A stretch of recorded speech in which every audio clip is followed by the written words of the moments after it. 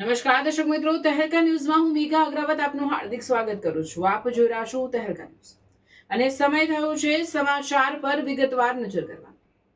વલસાડ જિલ્લાના ઉમરગામ તાલુકામાં ચૂંટણી માહોલ રંગીન બન્યો છે। ઉમરગામ તાલુકા ભાજપના મધ્યસ્થ કાર્યાલયનું ઉદ્ઘાટન ધારાસભ્ય રમણભાઈ પાટકરની હાજરીમાં કરવામાં આવ્યું।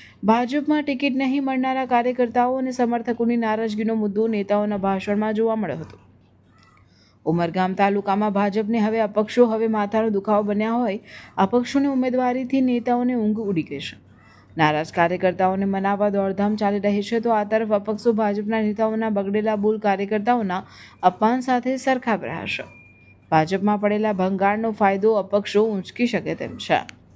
30 વર્ષના ધારાસભ્ય, 4 વર્ષના મંત્રી રહેલા ધારાસભ્ય શ્રી જો ઊંઘીને પણ અમે જીતી જશું એમ કહેતા હોય તો સૌથી પહેલા તો એમના પક્ષના કાર્યકર્તાનું અપમાન છે। કારણ કે કોઈ પણ પક્ષમાં કાર્યકર્તા એમની કરોડરજ્જુ છે।